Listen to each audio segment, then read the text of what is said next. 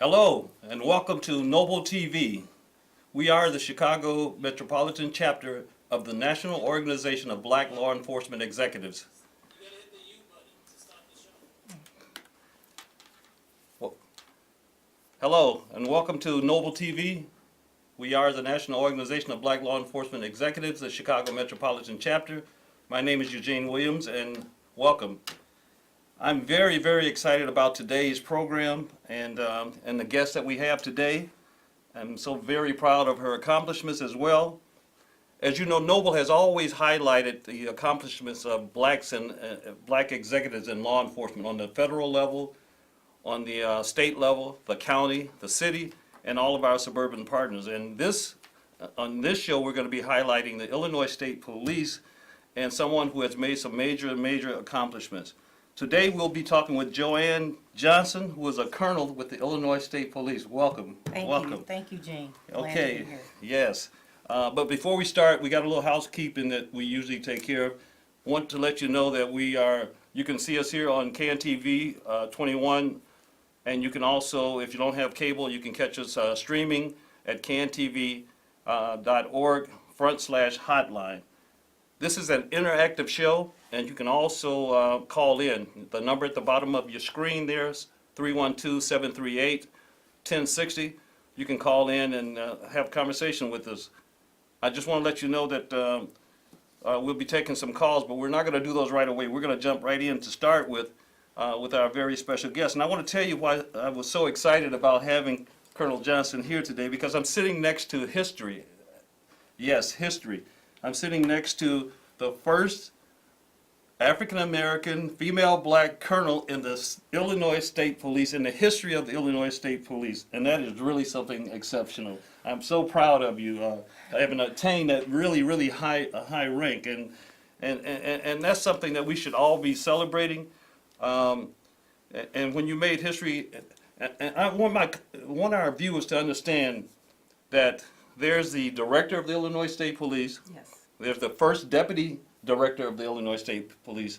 And then right under those two people are 4 colonels. Correct. So only 2 people are above you in all of Illinois State Police. And that is really a great thing to see you ascend so high in the Illinois State Police. And I hope that you haven't finished ascending.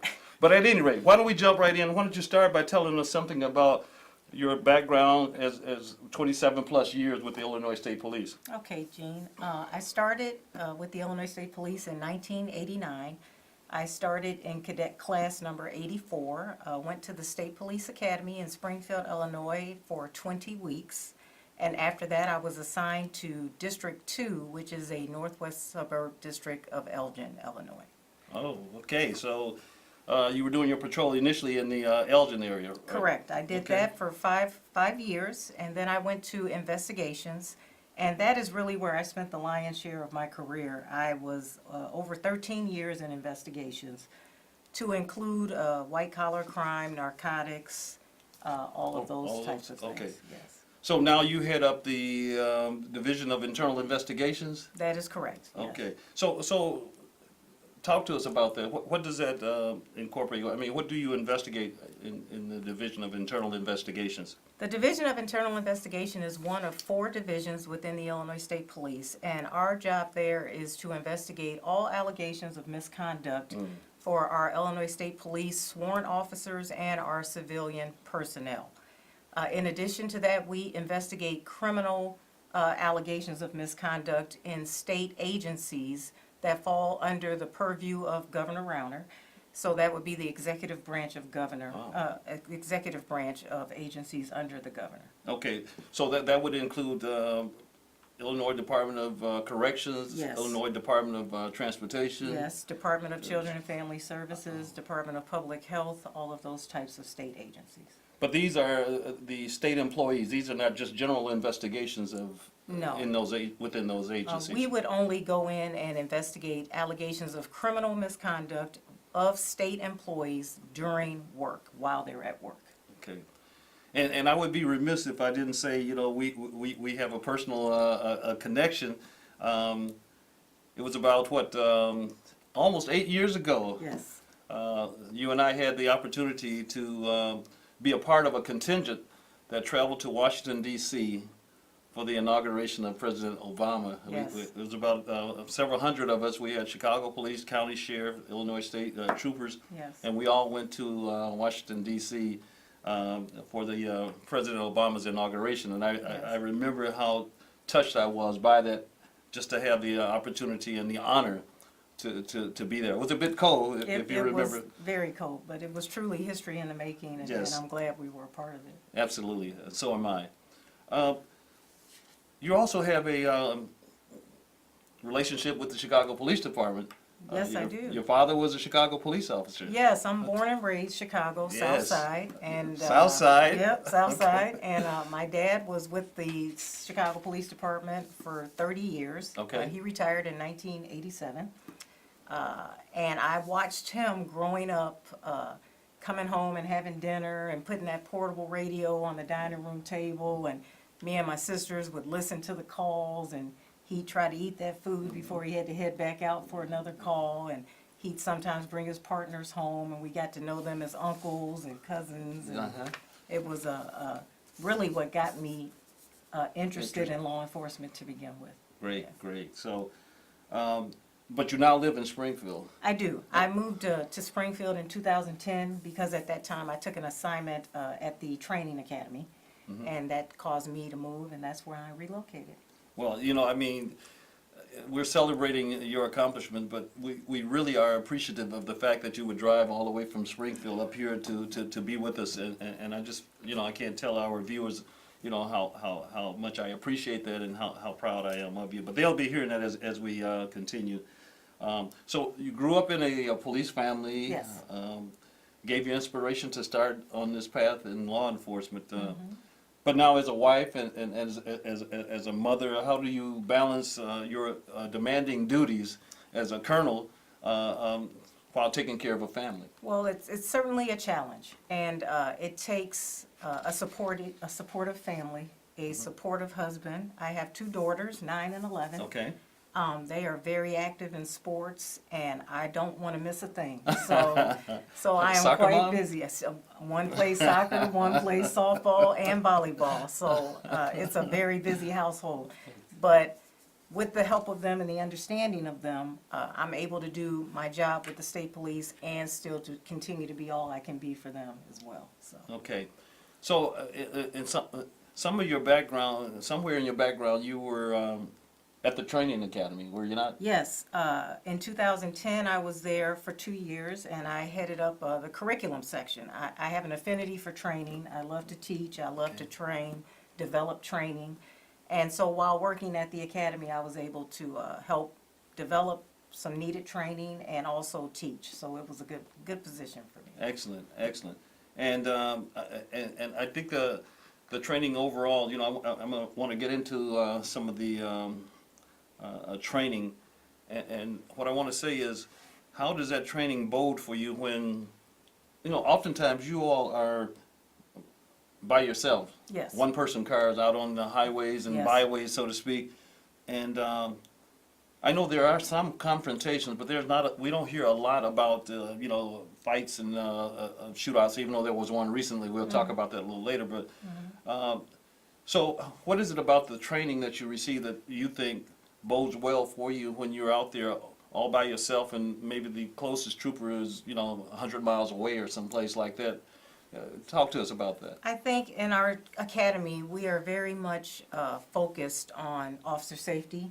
We spend weeks with control and arrest tactics, weeks in communication training, and we really have to be able to rely on our training and our ability to communicate and de-escalate situations, and I think that is what helps us as we go along. Okay, well, I think we have a caller on now. We're going to take a caller and then we'll get right back into this, okay? Okay. Caller, are you there? Hi, this is Leslie and Sophia Franklin from New Jersey. Wow. Hello, how are you? We're fine. How are you?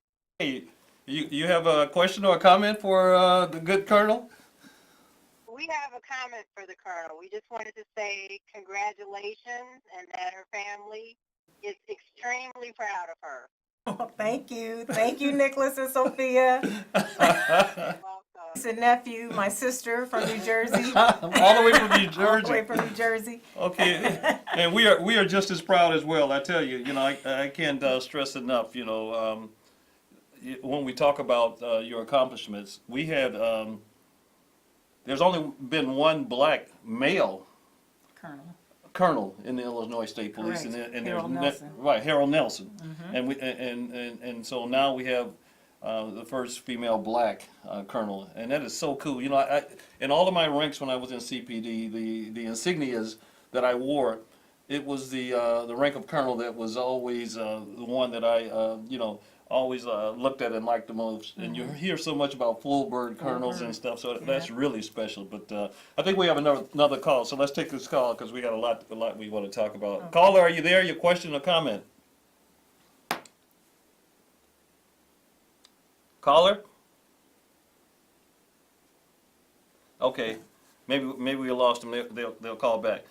Okay, so I see you doing work in Division of Internal Investigations, and that's somewhat similar to I think Internal Affairs Yes. here Very in much so. Chicago. I don't know if I know they were working to try to get subpoena powers in Internal Affairs here in Chicago Police Department.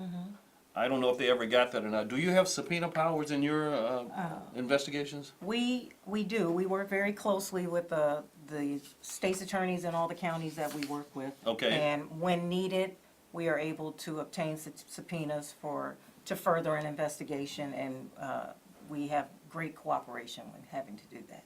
Okay. Yeah. Let's try again with this caller. Caller, are you there? Your question or comment? Yes, I'm here. Can you hear me? Yes, I can hear you.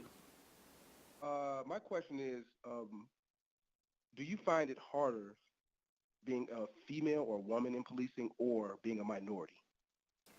That's a good question.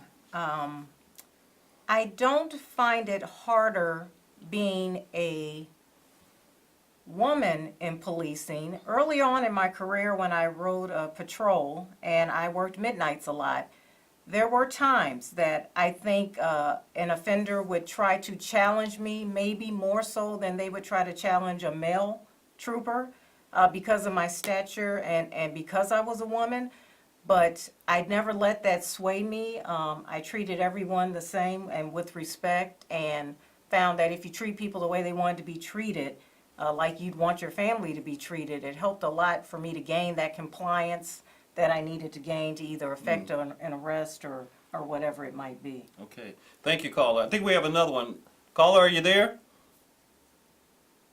Hello. I just want to say that it's really nice to see the colonel on TV. It's really impressive to see a woman of her stature on there. But I do have a question. Why don't all police forces have some kind of health and weight standards? It looks like the state police do, and I'm wondering why don't all police agencies have this going on? Oh, Well, I'll let you take a stab at that, all Colonel. right, you're absolutely right, caller. With the state police, we are required once a year to take a physical fitness standard, and we are to maintain a passing score on that standard from the time we start the state police, which is age 21, up until mandatory retirement, which is age 60. Every year that you are employed as an officer with the Illinois State Police, you will take a physical fitness test. And I think that goes a long way, not only to ensure the health of our officers, but also their safety out on the road so that they can be fit and healthy if they need to take any type of action. Yes, we've often talked about in law enforcement, your appearance commands respect. And I think that should be across the board, as the caller indicated, with all law enforcement, but especially when you're out there by yourself, on the highways and your help is a long ways away. Yes. Seems like we have a lot of callers today, so we're going to take one more caller. Caller, are you there? Your question or comment? Yes, my name is Rory, and I happen to be the oldest sister of Right. Johnson. And so I wanted to say two things. First of all, I agree and have always wondered why, because I've seen a lot of overweight officers that if I had to depend on them to help me. I'm not sure that they could actually get there without having a heart attack. So I do appreciate the fact that the state police do have this fitness requirement. And also it makes me feel better about her being safe out there. Okay. But I also just wanted to say congratulations, Colonel Johnson, and thank you for being out there and protecting us every day, and your father would be proud. Yes, sir. Thank you so much. Thank you. Okay, you know, a couple of callers ago, I made a comment that kind of highlights some of the struggles that we as blacks in law enforcement are dealing with, and that is diversity in the numbers. And I think, you know, the Illinois State Police has somewhere in the area of about 1,700 members. And I might be wrong, but correct me, but I think there's only like about 167 or so that are female. That's correct. And out of that 167, only 22 of them are African American. That's correct. I mean, those, you know, those are chilling numbers. And, you know, I know we have struggles in law enforcement across the entire country. We have our challenges in the Chicago Police Department as we try to, you know, put forth a greater diversity within the department. And I think we have an entry exam coming up in April of 2017 as we try to build that up. When I look at those numbers, you know, just talk to us if you can about what that means to you when you go out there and how you mentor those handful. You know, I mean, it really boils down to that. You know, I've saw so many of them at the Bud Billiken parade. I thought there was, you know, hundreds. You know, and then to find out it was only, you know, 22 African American females in the entire, you know, state police. You know, I think that CPD, the state police, and law enforcement across the country needs to do a much better job in attracting qualified minority candidates. Yes, we are field recruiters. We have an entire recruitment unit, but all state police officers are field recruiters because we always tell our people that you are a walking commercial for the Illinois State Police. When you're pumping your gas, when you're getting your cup of coffee to start your shift, and the public sees you, that little girl sees you or that older girl sees you, you're representing not just yourself, but you're representing the entire agency. And so I always try to tell women when I see women and get an opportunity to talk to them that you can do this too. And we have a lot of women that feel if they're moms, that they've lost that window, that they can't start this career, and that couldn't be any further from the truth. And I try to encourage all the women I come across, if you have an interest in law enforcement, by all means, join your local law enforcement agency, join the state police, do whatever you can, because we need qualified people and we need to build those numbers of women in general, especially minority women. Okay, so let's back up again. Just remind us, how long is the academy? Right now, it's 27 weeks, and our academy is located in Springfield, Illinois. So unlike some of the local agencies you might be familiar with, when you enter the State Police Academy, you will be there Monday through Friday in a dormitory-style setting, and then you're released Friday afternoon to return Sunday afternoon. And it goes that way for the entire 27 weeks, upon which, if you're successful, you'll graduate. So you're not going home every day No. after? Okay. No, and sometimes I think that that's staggering for people, especially if they have a family and have children. That's a lot to ask of someone, to be away from their family for that Okay. period of time. But we have had women that have been able to do that with support of network family. Okay. So I just want you to talk about, you know, we've had some incidents along, we talked about being out there by yourself. You know, I don't know how much, if any, impact that might have on some potential candidates of wanting to come and join the ranks. But recently, there's been several shootings on the Illinois expressways that are investigated by Illinois State Police. But recently there was one where one of your troopers was shot at one of the tollway booths, I think it was, Yes. in the area of one of the toll. Do you have any knowledge about that incident or? Yes, I do, and you're correct. It happened several weeks ago, and it was at an exit to one of the southern tollways. Okay, He was just leaving the office and headed home after working that day, and exited the tollway and encountered a man that appeared to be doing something with the toll booth, the bucket, the change bucket. Right. And so when this officer, who's a master sergeant in the Division of Internal Investigation, oh, when he... I'm sorry, that's your division, isn't it? Yes. Oh, He- okay. He works worked for, for- he works okay, for me, okay. yes. Machariah Fortson is his name. Okay, And he inquired as to what the gentleman was doing, and this person immediately started on the attack and had a weapon and fired a shot.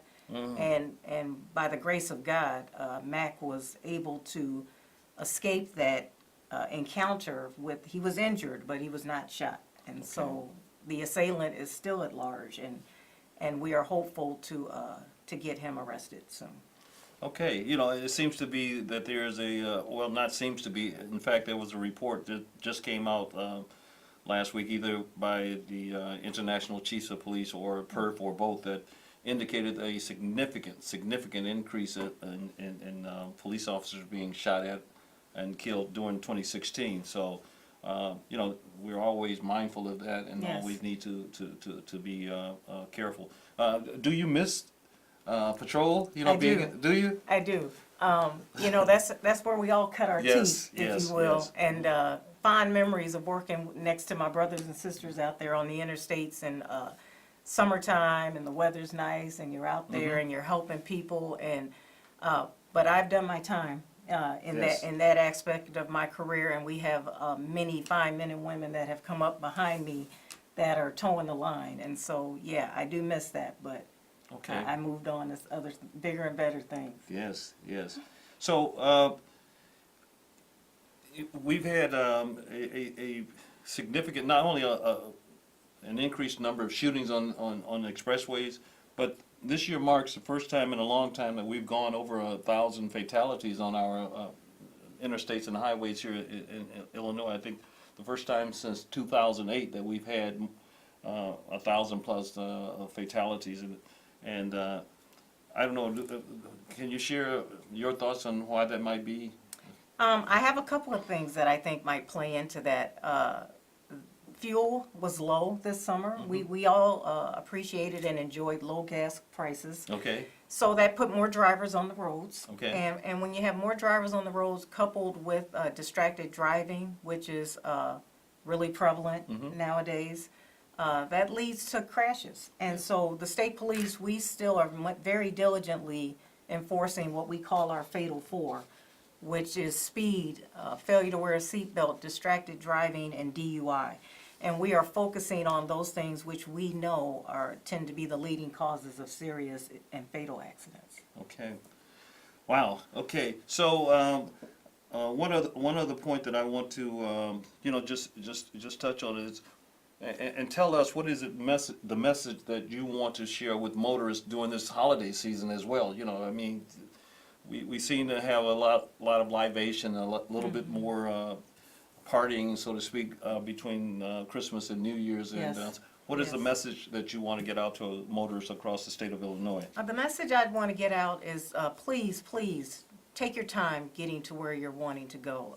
There's no bigger tragedy I can think of than trying to go visit a loved one during the holiday season and not making it there because of a serious or tragic vehicle crash. If you've had a little too much celebrating, stay where you're at, or with Uber and Lyft and all of these things that are available to the public now. By all means, take advantage of those opportunities to get home safely. Wear your seatbelt, drive carefully, be observant of those around you, lock your doors, all the natural safety things that we would encourage motorists to do through this season. Okay, so I know that you've ascended up through the ranks, and just want you to touch, if you can, on what you do to mentor others coming after you, and tell us about ABLE. I think that's like Noble's counterpart. Yes, within the state police. Within the state police, and what it is that, you know, and how you mentor to others. So ABLE is the Association of Black Law Enforcement Officers. It's an affinity group within the Illinois State Police that is there to mentor, coach, train, guide our young officers, primarily African American, but it is a group that is open to anyone within the state police that wants to become a member. We do training sessions, we do things in the community like the Bud Billiken Parade, like inner-city basketball leagues, inner-city great. baseball leagues, anything we can do to help the community and help each other. Okay. So, when we were talking about this, I want to take an opportunity to remind our viewers that the Chicago Police Department has an entry exam that's going to be held in April of 2017. They're accepting applications now until January 31st. You can help us with the things that we've talked about in terms of increasing minority participation in law enforcement. You can go to the City of Chicago website or the chicagopolice.org website to sign up. But when we talk about wanting to be the change, you have to be the change that you want to see. That's So right. we're encouraging you to, come and join the ranks of law enforcement, whether it's at Chicago Police Department or our suburban agencies, or if it's the county, or if it's the state police, or even our federal law enforcement partners. And that's one of the things that, we as Noble are always pushing for. And we want to make sure that we try to get as many people to come out and join law enforcement as possible. That's our contact information there that you see on the screen. But we have had covered several topics. I know we could talk for a lot longer, but unfortunately we only have a half an hour. And if I talked to Director Leo Schmitz, and thanked him for promoting you, and hopefully this won't be your last promotion. We still are looking for the first female black director of the Illinois State Police. And I don't think Leo will get too upset because we go back a bit as well. But we're coming to the end of our time together. And I just want to again say to you, thank you so very much. And we are so very proud of you. Congratulations for all that you've accomplished. And so unfortunately, our time is running out for tonight. Thank you, Colonel Johnson, for being here with us. Thank you for having me. Yes, Noble is the conscience of law enforcement while being committed to justice by action. Thank you to our viewers and our callers for joining us tonight. I'm Eugene Williams for Noble TV. Good night.